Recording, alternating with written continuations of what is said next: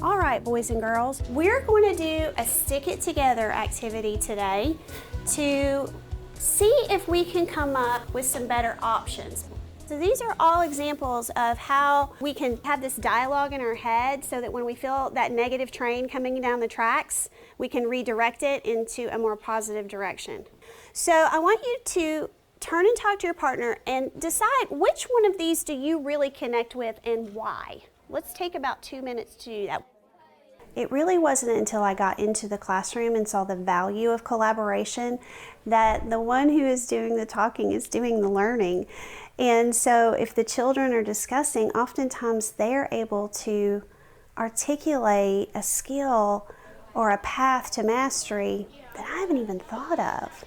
And they do it in a kid-friendly way, and when they share that with one another, it can be very powerful. So when I had that aha moment, I thought, gosh, I need to find more ways with structure to put these opportunities in place in my classroom. Who would be willing to share which bubble they really connected with and why? Truman? I chose number 1 because sometimes I don't like what I'm telling myself, like when there's like a test that I'm struggling on, and I usually try to change that as hard as I could so I could feel positive, because it's more pleasant to feel positive during a test than be negative about yourself. Very well said. Okay, gosh, you guys are phenomenal. So our big essential question for our growth mindset stick it together is, what can you say instead of, is this good enough? Is it good enough just to get by, or is it good enough because it's my very best? So there's 2 ways to look at that question, and I'll let you choose which way you want to look at it, okay? So your groups, and as always, you may sit anywhere in the room that you like. We have the Never Give Up group. We have the We Can Do It group. We have the Train Our Brain group. We have the We Like a Challenge group. And we have the Effort Equals Success group, okay? Let's have the Never Give Up come on up and grab your sheet. You need a pencil. You can find a space in the room where you're comfortable. Grouping students is a delicate balance of academic needs, personalities, where we are that day. And so I have to really think about who can work together well, who's going to challenge and push and say, we need to bump up the rigor of that vocabulary, and who's going to sit back and say, you guys do that. We need to make sure that we have folks that will say, well, what do you think? And, I'll just make a small recommendation. If you want to maybe underline a phrase or 2 on each post-it that you can use in your best answer, it's going to help make sure that you included something from everyone. Okay, so we all feel valued. Is that a strategy you think you can do? Okay.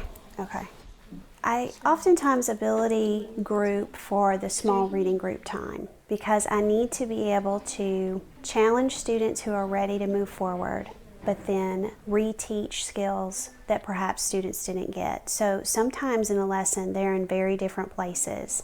And so having that ability group allows me to enrich and support depending on the group. And these needs, there are 2 beginnings. Everybody has a part in that. Random grouping is not always the most successful way to go. People tend to gravitate towards their best friends, and that may not be academically the best choice because they're talking about sleepovers, because they have that close personal relationship, and so it shifts from the academics to the personal, and that can pull the whole group off task. So I like to be meaningful and mindful about my grouping.